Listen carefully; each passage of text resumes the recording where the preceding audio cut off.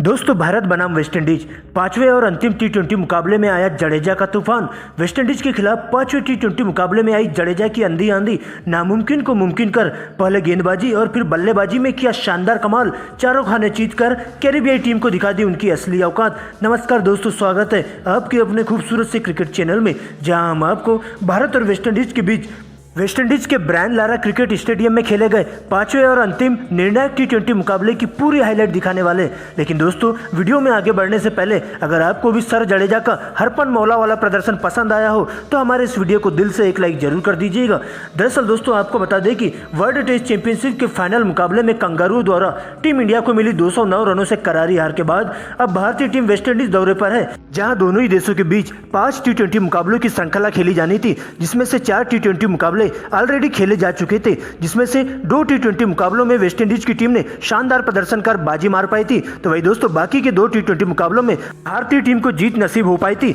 दोस्तों। लेकिन अब सीरीज का 5वां और अंतिम निर्णायक टी20 मुकाबला वेस्टइंडीज के ब्रायन लारा स्टेडियम में होने वाला था, जहां भारतीय टीम की तरफ से कप्तानी रोहित शर्मा के कंधों पर सौंपी गई थी। तो वही दोस्तों वेस्टइंडीज की तरफ से निकोलस पूरन कप्तानी करते हुए देखे गए थे दोस्तों। ऐसे में यह करो या मरो का मुकाबला था, जिसमें शाम 7 बजे टॉस खेला जाता है, जिसमें सिक्का उछाला जाता है और सीधा रोहित शर्मा के पक्ष में जाकर गिरता है और रोहित टॉस जीतकर पहले गेंदबाजी करने का फैसला करते हैं। तो वही वेस्टइंडीज की टीम को पहले बल्लेबाजी करने के लिए आमंत्रित किया जाता है दोस्तों। इसके बाद मुकाबले की शुरुआत करने के लिए वेस्टइंडीज की तरफ से 2 दिग्गज ओपनर बल्लेबाज ब्रेंडन किंग और साई होप क्रीज पर आते हैं, जबकि भारतीय टीम की तरफ से पहला ओवर लेकर तेज गेंदबाज अर्शदीप सिंह आते हैं। बेहतरीन लाइन लेंथ के तहत गेंदबाजी कर दोनों ही कैरिबियाई बल्लेबाजों को खासा परेशान कर देते हैं और बड़ा शॉट मारने नहीं देते हैं दोस्तों। इस तरह से अपने पहले ओवर में अर्शदीप 3 सिंगल की मदद से केवल 3 रन ही दे पाते हैं। तो वही दोस्तों अगला ओवर लेकर मोहम्मद शमी आते हैं और आते ही पहली गेंद पर ब्रेंडन किंग एक सटीक यार्कर लेंथ की गेंद फेंककर सीधा क्लीन बोल्ड कर देते हैं और इस तरह ब्रेंडन किंग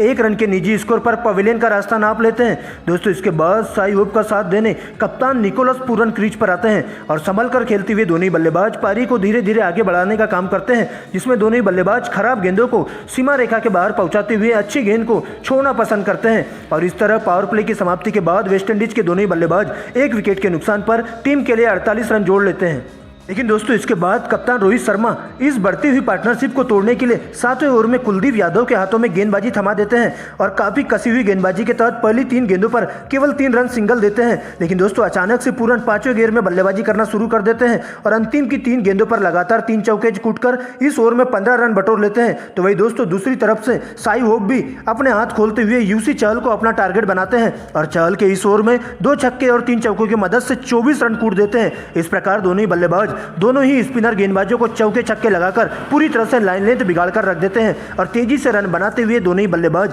अपना अपना 50 पूरा कर लेते हैं और 12 ओवर की समाप्ति के बाद वेस्टइंडीज की टीम 1 विकेट के नुकसान पर 110 रन स्कोर बोर्ड पर टांग लेती है। लेकिन दोस्तों इसके बाद कप्तान रोहित शर्मा 13वें ओवर की कमान सर जडेजा के हाथों में सौंप देते हैं और आते ही सर जडेजा टीम इंडिया के लिए तुरुप का इक्का साबित हो जाते हैं, जहां वेस्टइंडीज के दोनों ही सेट बल्लेबाजों को आउट कर बैकफुट पर ढकेल देते हैं। जहां पहली ही गेंद पर जडेजा बड़ा शॉट मारने के चक्कर में पूरन को बाउंड्री के पास 72 रनों के निजी स्कोर पर कैच आउट करवा देते हैं, जबकि दोस्तों इसी ओवर की अंतिम गेंद पर साई होप को भी 52 रनों के निजी स्कोर पर एलबीडब्ल्यू आउट कर चलता कर देते हैं। इस तरह से लगातार एक ही ओवर में 2 विकेट गिरने से वेस्टइंडीज की टीम काफी मुश्किल में आ जाती है और इसके बाद दोस्तों पारी को आगे बढ़ाने सिमरन हेटमायर और काइल मेयर्स क्रीज पर आते हैं और आते ही दोनों बल्लेबाज काफी सोच संभल कर खेलते हुए 16 ओवर की समाप्ति के बाद 3 विकेट के नुकसान पर वेस्टइंडीज की टीम 140 रन स्कोर बोर्ड पर पहुंचा देती है। लेकिन दोस्तों इसके बाद 17वें ओवर में मोहम्मद शमी एक बार फिर से वेस्टइंडीज की टीम के लिए काल बनकर आते हैं और आते ही वेस्टइंडीज की टीम को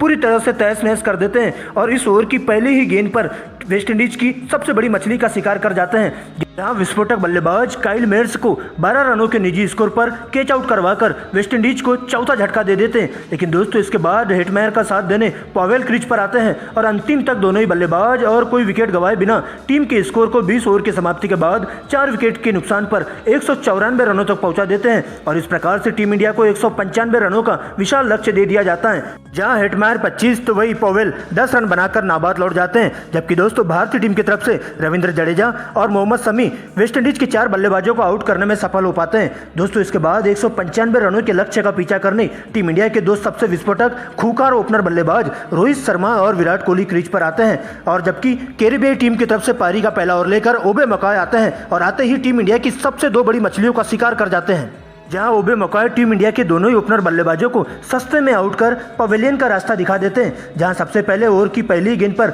रोहित शर्मा को कट करने के चक्कर में विकेटकीपर साई होप के हाथों कैच आउट करवा देते हैं। तो वही दोस्तों इसी ओवर की अंतिम गेंद पर विराट कोहली को एक यॉर्कर गेंद पटक कर सीधा क्लीन बोल्ड कर देते हैं, और इस प्रकार से टीम इंडिया पहले ही ओवर में 0 रन पर बिना खाता खोले ही दोनों ओपनर बल्लेबाजों को खो देती है, और पहले ही ओवर में 2 विकेट गिरने से टीम इंडिया मुश्किल में आ जाती है। लेकिन दोस्तों इसके बाद पारी को आगे बढ़ाने के लिए सूर्य कुमार यादव के साथ हार्दिक पांड्या क्रीज पर आते हैं, और दोनों ही बल्लेबाज काफी सोच संभल कर खेलते हुए 2 विकेट के नुकसान पर पावर प्ले के खेल में टीम इंडिया के लिए 44 रन स्कोर बोर्ड पर टांग देते हैं। लेकिन दोस्तों 7वें ओवर से हार्दिक पांड्या के साथ मिलकर सूर्य कुमार यादव अपने हाथ खोलना शुरू कर देते हैं और तेजी से रन बनाते हुए टीम को जीत की दहलीज तक पहुंचाने की पूरी कोशिश करते हैं। सबसे पहले वेस्टइंडीज के स्पिनर गेंदबाज अकील हुसैन को टारगेट करना शुरू करते हैं सूर्य कुमार यादव, और 2 छक्के और 2 चौके की मदद से इस ओवर में 20 रन बटोर लेते हैं और पूरी तरह से अकील हुसैन की लाइन लेंथ बिगाड़ करके रख देते हैं। तो वही दोस्तों अगले ही ओवर में कीमो पॉल के अगले ओवर में हार्दिक पांड्या भी 3 गेंदों पर 3 लगातार छक्के जड़ देते हैं, और अंतिम गेंद पर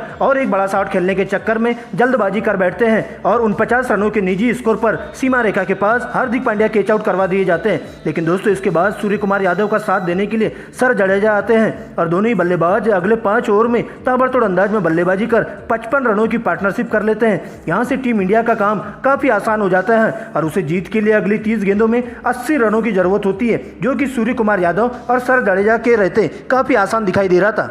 क्योंकि ये दोनों ही बल्लेबाज पूरी तरह से नजरें जमाते हुए अब सेट हो चुके थे। लेकिन दोस्तों इसके बाद 16वें ओवर में एक बार फिर से ओबे मकॉय की पहली ही गेंद पर 2 रन लेकर सूर्य कुमार यादव अपनी 50 पूरी कर लेते हैं। लेकिन दोस्तों अगली ही गेंद को अजीबोगरीब शॉट खेलने के चक्कर में सूर्य कुमार यादव बाउंड्री के पास कैच आउट करवा दिए जाते हैं, और इस प्रकार से सूर्य कुमार यादव की 26 गेंदों में 50 रनों की तूफानी पारी का अंत हो जाता है। लेकिन दोस्तों इसके बाद सर जडेजा का साथ देने के लिए बापू के नाम से मशहूर अक्षर पटेल सर पर कफन बांधकर क्रीज पर आते हैं और सिंगल डबल के साथ टीम के स्कोर को 18 ओवर की समाप्ति के बाद 155 रनों तक पहुंचा देते हैं। दोस्तों यहां से टीम इंडिया को अगली 12 गेंदों में जीत के लिए 40 रनों की जरूरत होती है, जो कि जडेजा और अक्षर पटेल के रहते हुए नामुमकिन नहीं था। लेकिन दोस्तों इसके बाद 19वें ओवर की शुरुआत करने के लिए वेस्टइंडीज की तरफ से तेज गेंदबाज जेसन होल्डर आते हैं, और जिसे टारगेट करते हुए अक्षर पटेल पहली 2 गेंदों पर 2 लगातार छक्के और अंतिम 2 गेंदों पर 2 चौके कूटकर 20 रन बटोर लेते हैं। दोस्तों अब यह मुकाबला अपने रोमांचक लेवल पर आ चुका था,